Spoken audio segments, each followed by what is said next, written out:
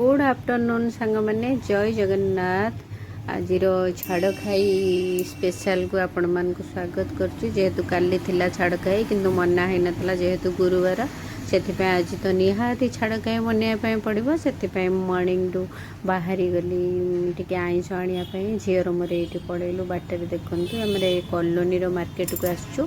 जेहेतु अलग मार्केट खाननगर नुआ बजार टिके जस्ट दूर से एत दूर जावा अपेक्षा आमरी कॉलोनी जो सब मार्केट माछ मार्केट खोली भाविली से पड़ेले भल हम। ये चिकेन दुकान को आसिली पूरा लाइन लंबा लाइन लगी से आग पलि आसिली माछ दुकान को मुझे आग माछ नहीं जी सेठू टिके माने फांका हो गले सेठू जाइकरी चिकेन आनी लाइन रे भी ठिया बेल को टाइम वेस्ट समय भी दरकार।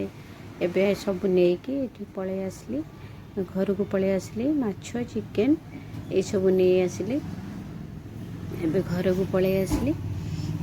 एते माने माछ दुकान में भिड़ कहले न सरे। एबे आसिकी सब माछ गुड़ाक जेहेतु से कटिंग करके दे देथिले मते काटिया पड़लानी बाछी बुझी तांकठू नहीं आसती। एबे ताको परिष्कार करी धोई नेली धोई नहीं हलदी लुण गोले देली। ये देखंतु हलदी लुण गोले देछि सबुथिरे सब प्रिपेयर हो जाइए। एबे मसला प्रस्तुत करी जहाँकि जहाँ सब मसला माछ आ चिकेन रे पड़ो। ये एपटे पैन बसईकरी जो छोट माछ को पानी आखिया माछ ताको भाजी नेली। देखो ये पानी आखिया माछटा ये साइज जेहेतु मुझे गोटा रखीदी बहुत फ्रेश माछ थिला बढ़िया माछ ताको फ्राए करदेली। एपटे तरकारी मसला प्रस्तुत हो गला।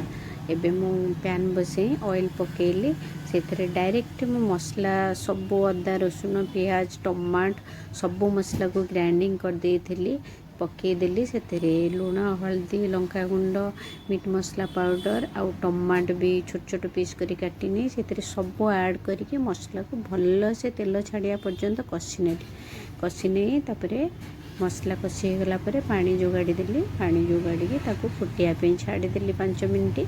जेहेतु एथरे आलू पकईनी साधा बनाऊँगी माछर से मसलाटा फुटीगला तापरे ये माछ को ऐड करदेली।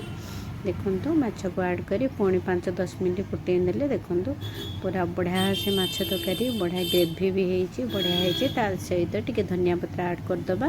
धनिया पत्र ऐड करी ताको भल से गोलाई दबा। देखो केते सुंदर होती ग्रेवी होती कलरफुल होती बहुत टेस्टी लगे। पानी आखिया माछर स्वाद ना बहुत टेस्टी मोर फेवरेट से मो पानी आखिया तरकारी करदेली। एपटे पिला चिकेन माने क्विकली केमती बनवा आग ऑयल नेली ऑयलटा जमती गरम हो तेजपत्ता टे छाड़ीदेली तादेह पियाज को भल से पियाज को भाजी दबा। पियाजटा पूरा ब्राउन कलर हो देहरे मु सबू मसला को बाटी देछि मिक्स करी दालचीनी ठू आरंभ करी अदा रसुण पियाज जहाँ जहाँ मसला ताको पेस्ट बने की पकईदेली। से हल्दी गुंड लुण मीट मसला पाउडर टमाट सबू मसला को पकई आमे ताको घोड़े घोड़े करी मसला को भल से पूरा कषि नबा।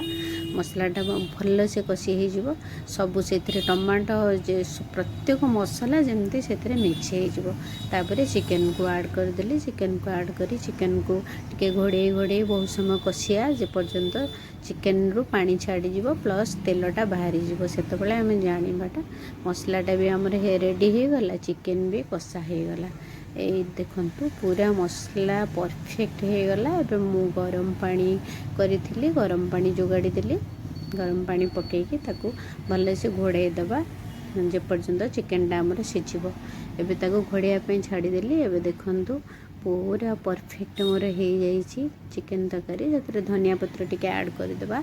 धनिया पत्र ऐड करी भल से गोलाई नबा। देखंतु केते बढ़िया से होइछि चिकेन ग्रेवी भी होइछि बहुत टेस्टी भी लगे। आपण मैंने एमती भी बनातु क्विकली बनीजिव। ये छोट माछ जो आनी ताको फ्राए कर देइथिली ता सहित पानी आखिया भजा माछ तापरे ये माछ करी जो बनईथिले ताको सर्व करुछि। देखंतु तापरे एटी माछ करी मोर सर्व हो गला। एपटे चिकेन करी सर्व करुच्ची जेहेतु मु चिकेन खाइनी पिला मानक पई बाढ़ी नौछि।